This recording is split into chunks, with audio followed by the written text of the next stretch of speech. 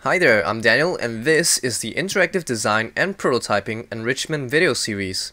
In this video, we have Professor Chris Bosch introducing us to AngularJS, a powerful JavaScript framework designed to easily add interactivity to your HTML page. Alright, so let's talk a little bit about AngularJS. Alright, AngularJS is a JavaScript framework.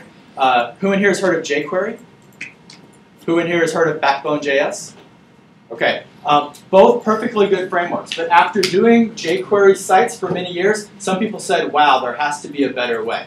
There's a lot of things that go wrong when your site gets to be bigger in jQuery. I won't cover that in here today. If you're interested, we can talk about it later on. But someone said, hey, let's come up with something that does a few things differently, and they came up with AngularJS.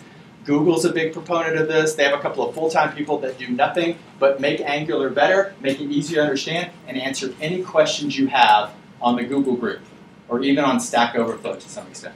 So we're going to get started with Angular. The main thing Angular is going to let us do is let us take those static HTML pages and make them a little bit more dynamic. And so this first one, we just want to make sure we have Angular set up. Okay? And there's really one or two basic things you have to do. First of all, you have to include the library, the AngularJS library. Now what's happening here is I've added the script tag, so that's one thing I need. I've got these curly brackets, which look sort of similar to what you saw in JSP pages, if everybody remembers that from SE. But I actually want Angular, whenever it sees curly braces, to replace them with something. So in this case, I want it to evaluate what's in between these curly braces. Later on, we'll do something more interesting. So the reason this isn't working yet is I haven't told Angular to watch the whole body of the message or watch a particular div. So the way you do that is, you'll notice right here, there's this comment that says add ng-app equals nothing to this div. So this div doesn't have anything, so I'm just going to add ng-app equals pretty much nothing. But that tells Angular, hey, you need to be looking at this page and re-rendering everything for me that's Angular, right? And so now, instead of saying 5 plus 2, I see 7. So getting Angular set up, that's one thing. That's not too interesting. We're going to move on to doing something a little bit more dynamic. Okay, I am going to do a quick run through of the Angular basics. There's videos online that you can watch for this, but this is just a very high-level overview. Before I had that thing ng-app stuck around the div, you can actually just put it at the top of the document and not have to worry about it. So usually you'll see something like ng-app equals app at the top, and this just says, hey, Angular, you're allowed to change stuff on this page, right? And this page, we're talking about app. You could call it my app, you could call it the app, and it's just, this is a name to help Angular keep things straight in case you have a lot of different stuff going on different pages. So this source here, that's actually a link to the Angular library, AngularJS. This is a script tag. Everybody's probably seen script tags from their days messing with HTML.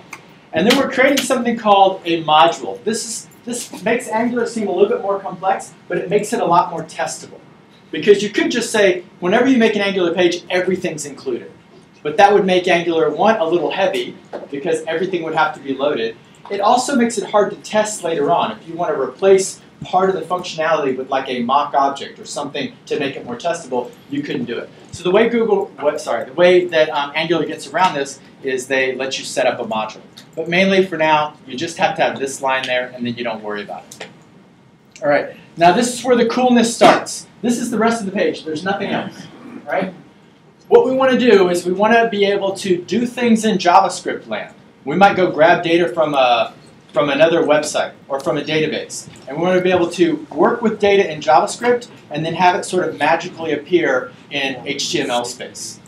Right? And we want to try and have our JavaScript code stay up in the JavaScript block, and all of our HTML code stay down in the body of the message. Now, this is one of the things that's hard to do with jQuery and Bootstrap. You end up creating DOM elements in HTML in JavaScript land and then inserting them back in. And if you're a coder/designer and you can do everything like Adrian, then that's not too much of a problem. But some great designers hate JavaScript. Some great coders, they just couldn't make something pretty to save their life. What we're going to do now is see sort of how this works. So what I've done is, up here I've created something called a controller. And it looks like a JavaScript function. But the key is I've passed this thing called scope. And what this says, it says any element that I attach to this controller, so down here on the body I've attached it to the controller, my controller, which is at my controller. I've said anything up here in my controller that I put after scope, $scope, I can now use down in HTML land. All right, I can bind things to that element. So right now I could create something called scope.fish equals, what's a good fish? Salmon? Orange roughy. So now at the top of my page, if I want to get to that, I can just say, hey, you know what? Right here, I want you to put whatever is currently in the value of fish. All right? And now orange roughy pops up at the top. All right? And it's really just that easy. Okay? As things are happening, as I'm changing things in JavaScript, because someone clicks somewhere or I fetch some data, I make it appear that easily. So now the other thing that's interesting here is that you can bind any input element to another element. So right now, I created something called orange. I created something called fish. Right? If I was to create a text box,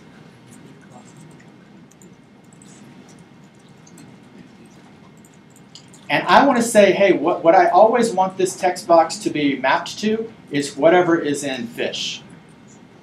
Right?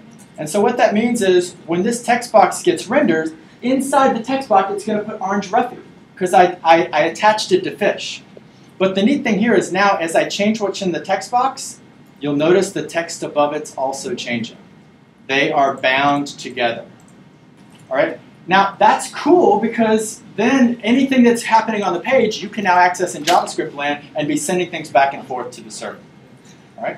Okay, so the last bit of code here is what I've done is I created not just a string, I created a list here, an array of messages, and then down here I'm using something called ngRepeat that's going to let me iterate through my messages. So for message and messages, print out the message. Where message is each message in this array as I'm iterating through them. All right, I've also added a button here, this button that says new message. It's this one right here. I could call it anything I wanted. I could say press this. And what's happening is whenever you press this, it's calling this function called add. And what add is doing is it's saying, hey, whatever's currently in the box new message, I want you to push it into the list of messages. All right, so coding with that in net, instead of pushing messages, maybe I want to push whatever's in fish. So I could say, whatever's in fish, push that to the list of messages. Whenever messages changes, Angular is going to automatically re-render the page. That's why up here, when I hit press this and orange roughy gets added, that's why it automatically appears. Because Angular notices that this array changed, and so it updates the stuff that's being printed. And that's what gets you sort of your really cool interactivity. And that was a quick run-through of AngularJS. Let us know if you have any questions.